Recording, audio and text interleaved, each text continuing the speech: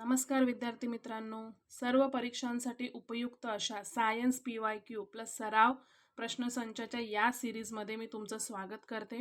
तर आजच्या व्हिडिओमध्ये आपण सायन्सचे प्रश्न बघणार आहोत, जे की महाराष्ट्र गट क 2024ला जी परीक्षा झाली त्या प्रश्नांचं आपण विश्लेषण आज बघणार आहोत.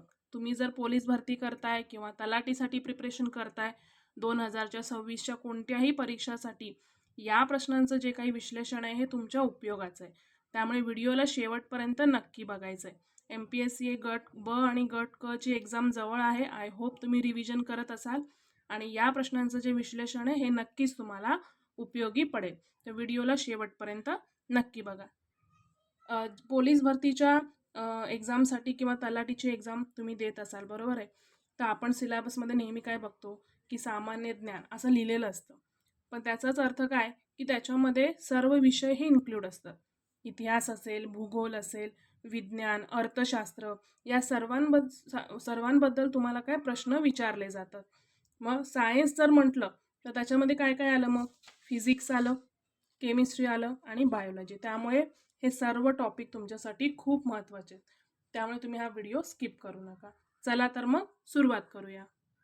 आता हा प्रश्न बघा, खालीलपैकी कोणते इलेक्ट्रॉनिक उपकरण प्रकाश ऊर्जेचे रूपांतर हे विद्युत ऊर्जेमध्ये करते? आणि 4 असे ऑप्शन दिलेले आहेत. तर आपण प्रत्येक ऑप्शन्सचं विश्लेषण बघणार आहोत. ठीक आहे. पहिलं ऑप्शन आहे फोटोवोल्टाईक डायोड. इथे इंग्लिशमध्ये बघा तुम्ही, फोटोवोल्टाईक डायोड. दुसरा आहे फोटो डायोड. तिसरा आहे LED आणि चौथा आहे टनेल डायोड. ठीक आहे. तर याचं जे उत्तर आहे ते आहे फोटोवोल्टाईक डायोड. फोटोवोल्टाईक डायोड हे काय आहे, तर एक असं इलेक्ट्रॉनिक डिव्हाइस आहे जे की सूर्यापासून येणारे जी लाईट एनर्जी आहे त्याचं डायरेक्टली तो काय करणार आहे, इलेक्ट्रिसिटीमध्ये कन्वर्ट करणार. तोच आपला प्रश्न आहे इथे की प्रकाश ऊर्जेचं रूपांतरण विद्युत ऊर्जेत कोण करतं? तर आपलं हे आन्सर काय होतं, फोटोवोल्टाईक डायोड. आता इतर जे ऑप्शन आहेत त्यांच्याबद्दल थोडं जाणून घेऊया. फोटो डायोड हा असा डिव्हाइस आहे, एक लाईट सेन्सिटिव्ह सेमीकंडक्टर डिव्हाइस आहे, जो काय करतो, लाईट एनर्जीला करंट म्हणजे इलेक्ट्रिसिटी करंटमध्ये कन्वर्ट करतो. परंतु बघा याच्यामध्ये म्हणजे एक्झाम्पलचं द्यायचं झालं तर हा रिमोट कंट्रोल किंवा स्मोक डिटेक्टर्स आणि मेडिकल सेन्सर्स यामध्ये वापरला जातो फोटो डायोड.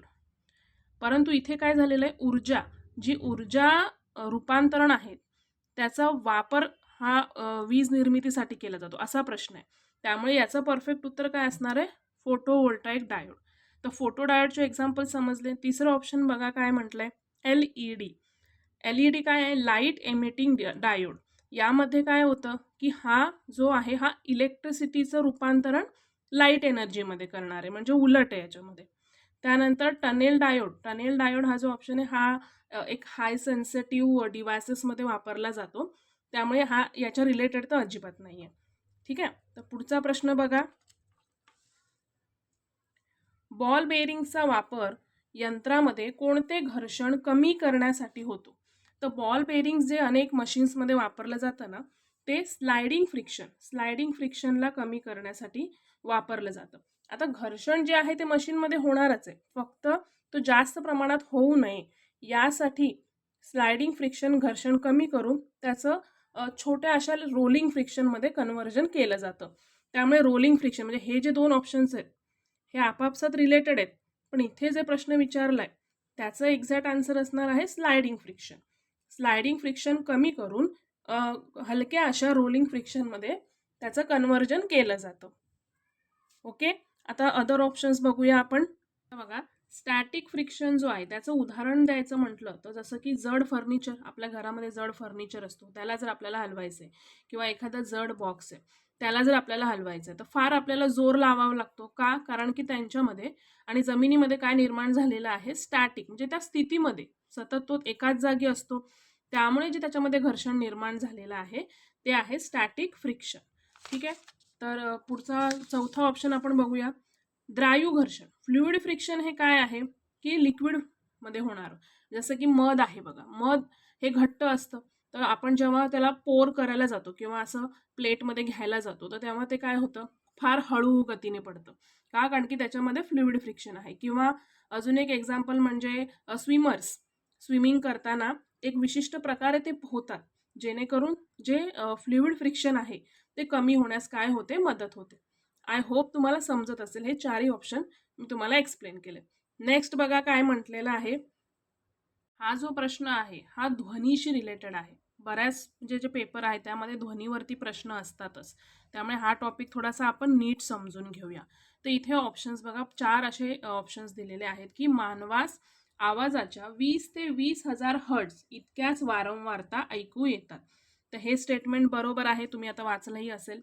इन्फ्रासोनिक वेव्हची वारंवारता 20,000 हर्ट्झपेक्षा अधिक असते. आणि खालच्या वाक्यात काय म्हटलंय की अल्ट्रासोनिक वेव्स ची वारंवारता 20 हर्ट्झपेक्षा कमी असते. तर इथे यांनी काय केलेलं आहे, या माहितीला उलट केलेलं आहे. ठीक आहे, 20 हर्ट्झपेक्षा जे कमी आहे त्याला इन्फ्रासोनिक आपण म्हणणार आहे, आणि 20,000 हर्ट्झपेक्षा जे अधिक आहे त्याला अल्ट्रासोनिक म्हणणार आहे. तर इकडे यांनी ते शब्दामध्ये फिरवलेलं आहे. आणि ध्वनिलहरी घन पदार्थातून प्रवास करू शकत नाही, शक्यच नाही. घन पदार्थात उलट ध्वनिलहरी या जास्त प्रमाणात प्रवास करतात. त्यामुळे चौथं स्टेटमेंट तर हे चुकीचं आहे. तर हे जर आपल्याला समजलं आणि ऑप्शन्स बघायचे इकडे, ठीक आहे, इथे म्हटलंय डी बरोबर आहे किंवा फक्त डी वाक्य बरोबर आहे, तर हे तर चुकीचं आहे, आपल्याला माहिती आहे. आणि सर्व वाक्य बरोबर आहे, तर यामध्ये सुद्धा डी आहे, तर हे सुद्धा ऑप्शन येणार नाही. मग राहिलं काय ऑप्शन, फक्त ए वाक्य बरोबर आहे. म्हणजे समजा तुम्हाला हे इन्फ्रासोनिक आणि अल्ट्रासोनिक याच्याबद्दल जर माहीत जरी नसेल तरी सुद्धा तुम्ही ऑप्शन्स बघून योग्य उत्तरापर्यंत पोहोचू शकता.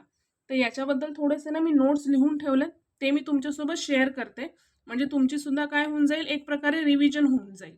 चला तर मग बघूया. बघा, ध्वनीबद्दल थोडंसं मी लिहून ठेवलंय. ध्वनी लहरी या कशा आहेत, अनुतरंग आहेत, म्हणजे लॉन्जिट्युडनल वेव्ज आहेत. तर लहरी ज्या आहेत ना जनरली त्या दोन प्रकारच्या असतात. पहिला आहे अवतरंग, दुसरा आहे अनुतरंग. तर अवतरंग हे काय आहे, ट्रान्सवर्स वेव्स असं इंग्लिशमध्ये म्हटलं जातं. आणि याचं जे बेस्ट एक्झाम्पल आहे ते आहे प्रकाश वेव्स. तर लक्षात ठेवा, परीक्षेमध्ये मग नेक्स्ट टाइम तुम्हाला असा प्रश्न येऊ शकतो की अवतरंग म्हणजे प्रकाश वेव्स जे आहेत हे कशा प्रकारचे वेव्स आहेत, तर ते काय आहेत, अवतरंग आहेत. मग अवतरंग म्हणजे काय, जे जे तरंग वर खाली आणि रेषेला लंब प्रकारे जे प्रसारित होतात ते वेव्स असतात अवतरंग. आणि अनुतरंग म्हणजे काय, जसं की ध्वनिलहरी या अनुतरंग आहे, तर असे तरंग जे पुढे मागे हालचाल करतात ते काय आहेत, अनुतरंग आहेत. बघा इथे लिहिलंय मी, दोलन तरंग प्रसारणाच्या रेषेनुसार होत असतो. ठीक आहे, शॉर्टमध्ये लिहिलंय मी. तरंग लांबी ही लॅम्बडाने दर्शवतात, याला लॅम्बडा म्हणतात. एकक कालावधीत होणारी आंदोलनाची संख्या म्हणजेच काय आहे, तरंगाची वारंवारता होय. तर वारंवारता जी आहे, वारंवारता हर्ट्झने मोजतात आणि या चिन्हाने ते दर्शवले जातात. तारेचा ताण वाढवला तर वारंवारता सुद्धा वाढते आणि या उलट म्हणजेच काय, तारेचा ताण जर कमी केला तर वारंवारता सुद्धा काय होते, कमी होते. हे जे पॉइंट्स लिहिलेत हे मी तुम्हाला वाचून दाखवते, म्हणजे तुमचे सुद्धा एक रिव्हिजन होऊन जाईल. त्यानंतर बघा, आवाजाची उच्चता किंवा सौम्यता मूलतः त्याच्या आयामावर अवलंबून असते. आता आयाम काय असतं, तर ॲम्प्लिट्यूड, तर ते लक्षात ठेवा. ध्वनीचा जो वेग आहे हा कणांच्या अंतरावर अवलंबून असतो. मग जास्त जो वेग आहे तो कशामध्ये असणार आहे, स्थायूमध्ये असणार आहे, त्यानंतर द्रवमध्ये आणि मग त्यानंतर वायूमध्ये. तर जसं आपण चौथा ऑप्शन बघितलं की त्यांनी म्हटलं होतं की घन पदार्थावर अवलंबून नसतो, तर असं नाहीये, तर स्थायू पदार्थांवरती तो अवलंबून आहे. मग असे काही वाक्य येऊ शकतात, हे खूप महत्त्वाचं सेंटेन्सेस आहे, तर नीट लक्ष देऊन तुम्ही ऐकायचंय. तापमान वाढलं की ध्वनीचा वेग वाढतो, घनता वाढली की ध्वनीचा वेग कमी होतो. तर हे असे स्टेटमेंट तुम्हाला अपोजिट करून येऊ शकतात. आणि जर रेणुभार वाढला की ध्वनीचा वेग हा काय होतो, कमी होतो. तर वारंवारतेनुसार प्रकार, जसं आपण आता ऑप्शनमध्ये बघितलं. अवश्रव्य ध्वनी म्हणजे काय, जो ज्या रेंजमध्ये आपण ऐकू शकतो, तर 20 हर्ट्झपेक्षा जे कमी आहे त्याला आपण म्हणतो इन्फ्रासोनिक. आणि ऑडिबल रेंज म्हणजे जो पहिला ऑप्शन होता, 20 हर्ट्झ ते 20,000 हर्ट्झ या रेंजमध्ये आपण ध्वनी जो आहे तो ऐकू शकतो. आणि 20,000 हर्ट्झपेक्षा जर अधिक असेल तर त्याला म्हणायचं आहे अल्ट्रासोनिक वेव्स. बघा, ध्वनीचा वेग बरोबर तरंग लांबी गुणिले वारंवारता, हा फॉर्म्युला लक्षात ठेवा. असे जे पॉइंट्स मिळाले ते मी ते लिहून ठेवलेले. तर ध्वनीचा हवेतील जो एक वेग असतो तो असतो 340 मीटर प्रति सेकंद. 22 डिग्री तापमानाला ध्वनीचा हवेतील वेग हा 344 मीटर प्रति सेकंद असतो. अजून महत्त्वाचे असे पॉईंट्स मी सांगते फक्त. ध्वनीची उच्चता यावरती सुद्धा बऱ्याच वेळेला प्रश्न विचारलेला असतो, की जोड्या लावामध्ये असा प्रश्न येतो. ठीक आहे, की साधारण श्वास असेल, साधारण श्वास हा 10 डेसिबल, कुजबुजण्याचा आवाज हा 30 डेसिबल पर्यंत असतो. साधारण जे संभाषण असतं नॉर्मल टॉकिंग ते 60 डेसिबल पर्यंत आणि इंडस्ट्रीजच्या एरियाजमध्ये 80 डेसिबल पर्यंत आवाज जाऊ शकतो. त्यानंतर रॉकेट मिसाईल जे असतात त्यांचा जो आवाज आहे, लॉन्चिंगचा आवाज, तो 160 ते 190 डेसिबल पर्यंत जाऊ शकतो आणि जेट इंजिन 130 डेसिबल. तर हे तुम्हाला ऑप्शन्सनुसार बघायचं आहे आणि मग तसं तुम्हाला ती जोडी लावायची आहे. ठीक आहे, तर हे होते ध्वनीबद्दलचे महत्त्वाचे पॉईंट्स. तर आता आपण पुढचे जे प्रश्न आहेत ते आपण पाहूया. कार्बन सल्फाईडचा उपयोग डॅश असं म्हटलेलं आहे. ऑप्शन्स आहे कृत्रिम काम म्हणजे सिंथेटिक वर्क, दुसरा आहे इन्सेक्टिसाइड, तिसरा आहे हर्बिसाइड आणि चौथा आहे फंगिसाइड. तर कार्बन डायसल्फाईड जो आहे ना, तो सिंथेटिक वर्कमध्ये सुद्धा यूज केला जातो आणि ॲज अ कीटकनाशक म्हणून सुद्धा यूज केला जातो. म्हणून आयोगाने हा प्रश्न काय केलेला आहे, फायनल आन्सर कीमध्ये हॅश केलेला आहे, म्हणजे कॅन्सल केलेला आहे हा, कारण की 2 ऑप्शन याच्याशी रिलेटेड आहेत. तर जे रेयॉन किंवा सेलाफोन सारखे जे फायबर वर्क असतात, म्हणजे इंडस्ट्रीजमध्ये हा कार्बन डायसल्फाईडचा उपयोग जास्त प्रमाणामध्ये केला जातो आणि नाशक म्हणून सुद्धा त्याचा वापर केला जातो. म्हणून याचं जे उत्तर आहे ते हॅश केलेलं आहे. पुढचा प्रश्न बघा. कांस्य या मिश्र धातूमध्ये डॅश या 2 धातूंचा समावेश होतो. तर ऑप्शन्स बघा, कॉपर टिन, कॉपर आणि झिंक आहे, कॉपर निकेल आहे, कॉपर आयन आहे. तर याचं जे उत्तर आहे कांस्य, कांस्य म्हणजे काय, ब्रॉन्झ. तर तो ब्रॉन्झ जो आहे तो कॉपर आणि टिन या 2 मिश्र धातूंचा बनलेला असतो. तर अदर ऑप्शन्स बघा, कॉपर आणि झिंक. कॉपर आणि झिंक जे आहे ते ब्रास, ब्रास या धातूमध्ये हे 2 घटक असतात. तिसरा ऑप्शन बघा, कॉपर निकेल आणि याच्यामध्ये जर आपण ऍड केलं झिंक, तर जर्मन सिल्वर, जर्मन सिल्वरमध्ये या 3 महत्त्वाच्या गोष्टी असतात, कॉपर, निकेल आणि झिंक. बाकी चौथा ऑप्शन सेपरेटली काही नसतं त्यामध्ये, की कॉपर आणि आयनचं, तर तो काही फार महत्त्वाचा नाही आहे. जर स्टेनलेस स्टीलचा विचार केला तर त्यामध्ये क्रोमियम हे जास्त प्रमाणामध्ये असतं, तर हे लक्षात ठेवा. तुम्हाला जर आला प्रश्न त्यावर तर तुम्हाला आन्सर करायला इझी पडेल. पुढचा प्रश्न बघा, हा थोडासा डिटेल असा प्रश्न आहे. पटकन काही आपल्या वाचनामध्ये अशा गोष्टी येत नाहीत. ठीक आहे, खालीलपैकी सर्वात मोठा डायपोल मोमेंट असलेला रेणू आहे असं डॅश दिलं, म्हणजे खालीलपैकी यांच्यापैकी कोणाचं डायपोल मोमेंट हे जास्त आहे हे सांगायचं. तर डायपोल मोमेंट काय असतं, की ज्या 2 ॲटॉम्समध्ये इलेक्ट्रोनिगेटिव्हिटी जास्त आहे असे, त्यांच्यामध्ये डायपोल मोमेंट हा काय असतो, जास्त असतो. तर याचं जे उत्तर आहे ते आहे दुसरं ऑप्शन आहे CHCl3. CHCl3 आहे ना रासायनिक सूत्र, हे क्लोरोफॉर्मचं रासायनिक सूत्र आहे. तर आता त्याचा जास्त वापर हा इंडस्ट्रीजमध्ये केला जातो ॲज अ सॉल्वंट. सुरुवातीला सर्जरीजमध्ये त्याचा वापर व्हायचा, परंतु आता जास्त त्याचा वापर केला जात नाही. आता इंडस्ट्रियल यूजमध्येच याचा जास्त वापर होतो. पहिला जो ऑप्शन आहे CH4 म्हणजे मिथेन, हे अल्केन्सचा प्रकार आहे मिथेन आणि दलदलीच्या परिसरामध्ये मार्श गॅस जो आहे म्हणजे मिथेन गॅस हा सापडतो. तो याच्यावरती सुद्धा अनेक वेळा प्रश्न येऊन गेलेला आहे. ऑप्शन तिसरा बघा, CCl4. CCl4 हा काय आहे, कार्बन टेट्राक्लोराईड. तर ड्रायक्लीनमध्ये किंवा अग्निशामकमध्ये याचा जास्त वापर केला जातो. तर तुम्ही अदर जे ऑप्शन्स आहेत ते सुद्धा समजून घ्या. आता चौथा आहे CHI3. CHI3 हा आयडोफॉर्म आहे, म्हणजे एक प्रकारचा अँटीसेप्टिक आहे, डिसइन्फेक्टंट म्हणून त्याचा वापर केला जातो. नेक्स्ट क्वेश्चन बघूया. आता हा प्रश्न बघा, हा प्राणीशास्त्रावरचा प्रश्न आहे. इथे प्राण्यांची लिस्ट दिलेली आहे आणि इथे पुढे ऑर्डर विचारलंय तुम्हाला. ठीक आहे, तर असे जे प्रश्न असतात ना ते सोडवायला थोडेसे आपल्याला कठीणच जातात, कारण की असे काय फार शब्द आपल्याला काही बाह्याट नसतात. तर आपण एक एक शब्द तो समजून घेऊया. बघा इथे काय पहिलं ऑप्शन म्हटलं हेमिप्टेरा. तर हे जे शेवटचा जो शब्द आहे ना तो फार महत्त्वाचा आहे. टेरा, पोरा, लीडा, इथे पण बघा टेरा आहे. तर याचा काय अर्थ होतो इथे लिहिलंय मी. हेमिप्टेरा म्हणजेच काय, तर हाफ विंग. टेरा म्हणजे विंग्स, म्हणजे असे प्राणी ज्यांना काय असणार आहे, विंग्स असणार आहे. ठीक आहे. तर मग आता इथे प्राण्यांमध्ये आपण बघूया कोणाकोणाला विंग्स असतात. तर जो ढेकूण आहे त्याच्या अंगावरती विंग्स असतात आणि जी मधमाशी आहे तिच्या अंगावरती विंग्स असतात. तर मग आपल्याला एवढं तर समजलं की टेरा म्हणजेच काय, विंग्स. तर हाफ विंग्स कोणाला असणार आहे, तर ढेकणासारखे प्राणी एक्झाम्पल्स, त्यांना काय असतात, हाफ विंग्स असतात. ठीक आहे. आणि दुसरा जो ऑप्शन आहे हायमेनोप्टेरा, तर हायमेनोप्टेरा म्हणजेच काय, हे सुद्धा टेरा म्हणजेच काय, विंग्स. आणि हायमेनोप्टेरा यामध्ये जे एक्झाम्पल्स येतात ते वॅस्प आले, मधमाशी किंवा मुंगी, हे सगळे जे एक्झाम्पल्स आहेत हे हायमेनोप्टेरामध्ये येतात. तर लक्षात ठेवा, नेक्स्ट टाइम जर असा प्रश्न आला तर तुम्हाला ओळखण्यासाठी खूप उपयोगी पडेल की टेरा म्हटलं की विंग्स असणारा प्राणी तुम्हाला या ऑप्शन्समधून बघायचं आहे. त्यानंतर ओपिस्टोपोरा म्हणजे काय बघा, पोरा म्हणजेच ओपनिंग आणि ओपिस्टो म्हणजे बिहाइंड.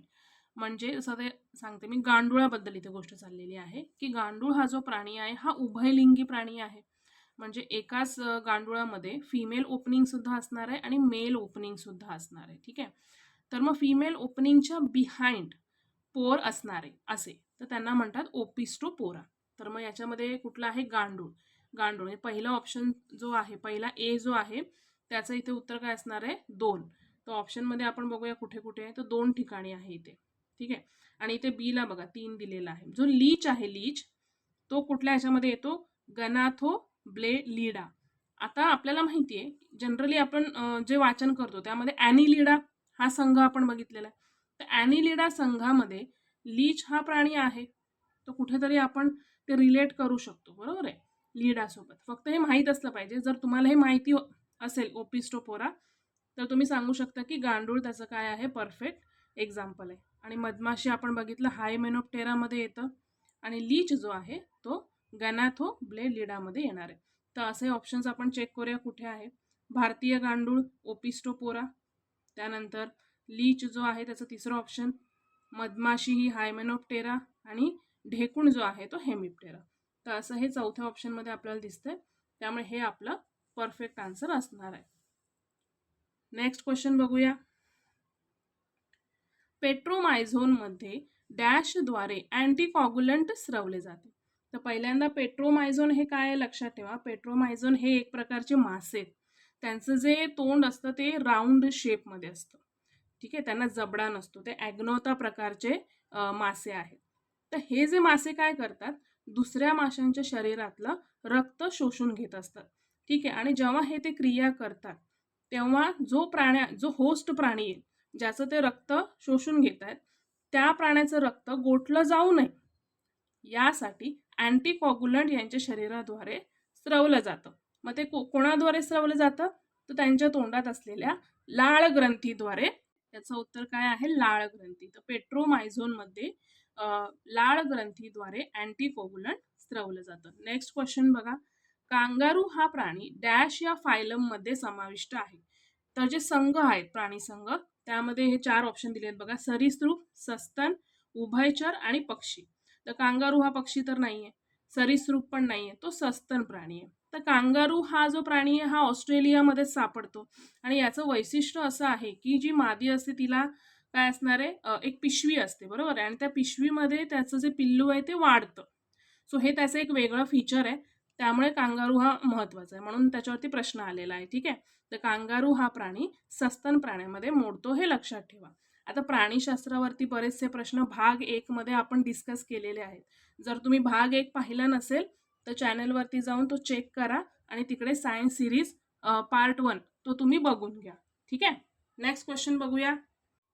जैविक खतांमुळे, पुढे असे 4 त्यांनी वाक्य दिलेले आहेत की मातीमध्ये मर्क्युरी म्हणजे पारा पातळीमध्ये वाढ होते, मातीतील पोषण तत्वाचे समृद्धीकरण होते, मातीची आम्लता मध्ये वाढ होते आणि मातीची सुपीकता कमी होते. मुळात जैविक खत म्हणजे बायो फर्टिलायझर्स हे काय आहे, तर वनस्पती आणि प्राणी यांचा जो कुजलेला भाग असतो त्यापासून तयार होतं हे जैविक खत. मग त्यामध्ये अनेक बघा, सेंद्रिय खतांमध्ये अनेक सोनखत आलं, गांडूळ खत आलं, बरोबर आहे. तर असे जे खतं आहेत ते मातीची पोषण तत्व वाढवतात, कमी नाही करत. त्यामुळे याचं परफेक्ट उत्तर काय असणार आहे, ऑप्शन नंबर 2, मातीतील पोषण तत्वाचे समृद्धीकरण होते. तर हा प्रश्न तसा इझी होता. नेक्स्ट बघा, भुईमुगावरील टीका रोग कोणामुळे होतो? तर हे थोडंसं टेक्निकलच आहे प्रश्न. हे जर तुम्हाला माहीत असेल तर तुम्हाला सोडवता येईल. ठीक आहे, यामध्ये काही अशी टेक्निक नाही आहे फार, पण ते माहीत असावं तुम्हाला. ठीक आहे. ह्याच्यामध्ये ऑप्शन्स बघा. पहिलं ऑप्शन आहे फ्युसॅरियम, सर्कोप्स्पोरा, तिसरा आहे कोलेटोट्रियम आणि चौथा आहे पक्षिनिया. तर याचं जे योग्य उत्तर आहे ते आहे सर्कोप्स्पोरा. सर्कोप्स्पोरा हे याचं काय आहे योग्य उत्तर आहे. तर पहिलं जे ऑप्शन आहे फ्युसॅरियम, हा सुद्धा एक प्रकारचा फंगस आहे. यामध्ये विल्ट, ब्लाईट अशा टाईपचे रोग होतात. म्हणजे एक्झॅक्टली काय होतं तर बिया, पाने, मुळांचे देठ जे कुजतात प्लांटचे, तर तो जो आहे फ्युसॅरियममुळे होतो. तिसरं ऑप्शन बघा, कोलेटोट्रियम. कोलेटोट्रियम म्हणजेच काय तर काळे डाग पडतात. तर याचे जनरली हा केळी, स्ट्रॉबेरी, आंबा किंवा भाज्या यांच्यावरती काळे डाग, ब्लॅक स्पॉट हे याच्यामुळे येतात. तर नेक्स्ट टाइम प्रश्न आला तर लक्षात ठेवा. आणि चौथा ऑप्शन आहे पक्षिनिया. तर हा सुद्धा एक फंगस आहे जो विशेषतः गहू मध्ये रोग पसरवतो. ठीक आहे. तर नेक्स्ट बघूया. खालीलपैकी कोणते विधान ब्रायोफाइट्स बद्दल चुकीचे आहे? चुकीचे आपल्याला सांगायचे आहे. ते वनस्पती सृष्टीचे उभयचर म्हणून ओळखले जातात. तर हे बरोबर आहे. त्यांना पुनरुत्पादनासाठी पाण्याची आवश्यकता असते. तर मुळात त्यांना वनस्पतींचे उभयचर का म्हटलं जातं? ते जमिनीवर वाढतात, परंतु त्यांना जर पुनरुत्पादन करायचे तर त्यासाठी पाण्याची आवश्यकता असते आणि म्हणूनच त्यांना काय वनस्पती सृष्टीचे उभयचर म्हटलं जातं. मग त्यांना मुळाऐवजी काय असतं? मुलाभ असतात, ज्यांना रायझोइड्स म्हटलं जातं. तर रायझोपस हे त्यांचं उदाहरण आहे असं ते चौथं ऑप्शन म्हटलेलं आहे. तर रायझोपस हे त्यांचं उदाहरण नाहीये. रायझोपस आहे ना, हा एक प्रकारचा फंगी आहे, म्हणजे कवक आहे. तो ब्रायोफाइट्स मध्ये येत नाही. ह्याचं बेस्ट एक्झाम्पल म्हटलं ना तर शिळ्या ब्रेडवरती वाढणारा हा एक फंगी आहे. ठीक आहे. त्यानंतर त्यामुळे मानवामध्ये म्युकोरोमायकोसिस नावाचा रोग उत्पन्न करतो. वनस्पतीमध्ये सुद्धा उत्पन्न करतो आणि मानवामध्ये सुद्धा उत्पन्न करतो. ब्रायोफाइट्सचे एक्झाम्पल्स जर बघितले तर रिक्सिया, मर्केन्सिया, फ्युनारिया सारखे मॉसेस, तर हे सगळे एक्झाम्पल्स ब्रायोफाइट्सचे आहेत. नेक्स्ट क्वेश्चन बघूया. आता हा प्रश्न बघा. तोंडावाटे घेतली जाणारी पोलिओ लस ही खालीलपैकी कोणत्या प्रयोगशाळेत तयार केली जाते? तर Haffkine biopharmaceuticals corporation limited, pan Asia biotech आणि बायोमेड गाझियाबाद या तिघांमध्येही ही तयार केली जाते. पण ऑप्शन नंबर जो डी आहे, नॅशनल इन्स्टिट्यूट ऑफ न्यूट्रिशन, तर हे जे इन्स्टिट्यूट आहे हे न्यूट्रिशनवरती काम करणार आहे. ते इकडे पोलिओ लस वगैरे काही तयार किंवा कुठलीच वॅक्सिन तयार केली जात नाही. त्यामुळे डी ऑप्शन तर आपला नव्हता. मग ए, बी आणि सी हे याचं उत्तर असणार आहे. Option number 3. पुढचा प्रश्न. आता हा प्रश्न बघा. ज्या परस्पर संबंधांमध्ये एका प्रजातीला फायदा होतो आणि दुसऱ्याला हानी पोचत नाही किंवा फायदा देखील होत नाही, त्याला डॅश असे संबोधतात. तर याचं जे उत्तर आहे ते आहे कॉमन्सॅलिझम. कॉमन्सॅलिझमचे एक्झाम्पल्स बघायला गेलं ना की जसं वेल मासा आहे, त्याच्या अंगावरती बर्नॅकल्स वाढतात, पण त्यामुळे वेल माशाला काही त्रास होत नाही. किंवा एखादा बेडूक आहे, तो संरक्षणासाठी वनस्पतीचा आधार घेतो.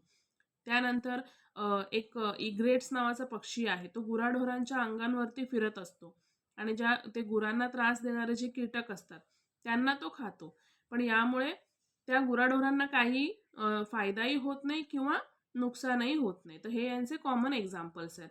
तर अदर एक्झाम्पल्स आपण ऑप्शन्स बघूया. जसं की पहिलं ऑप्शन आहे परस्परवाद. तर परस्परवाद म्हणजेच काय म्युच्युअलिझम.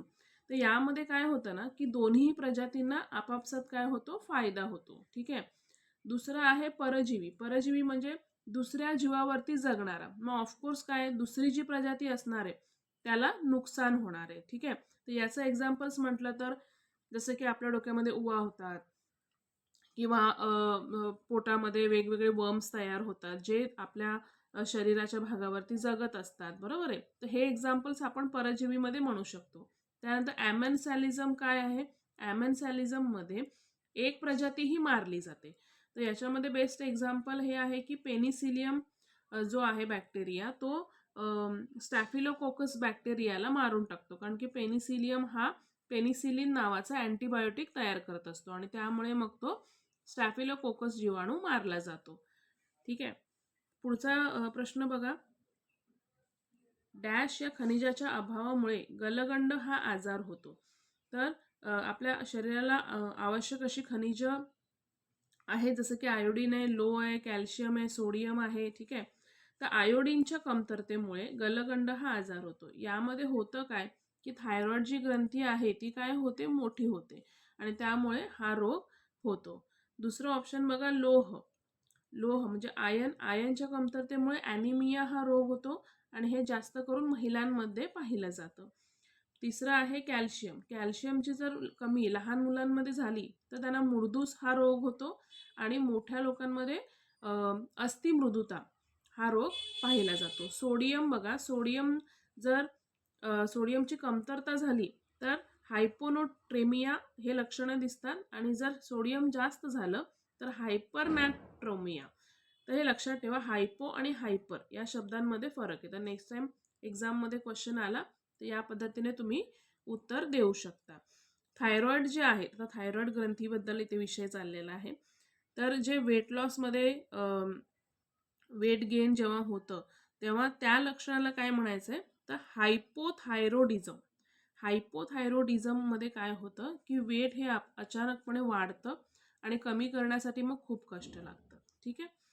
तर आय होप तुम्हाला हे विश्लेषण आवडलं असेल. विश्लेषण आवडले तर चॅनलला सबस्क्राईब करा. व्हिडिओज तर बरेच जण बघतायत पण चॅनलला सबस्क्राईब करत नाहीये, तर असं करू नका. जर तुम्हाला हा व्हिडिओ आवडला असेल तर चॅनलला नक्की सबस्क्राईब करा, लाईक करा आणि तुमच्या सर्व फ्रेंड्सपर्यंत हा व्हिडिओ पोचवा. थँक्यू.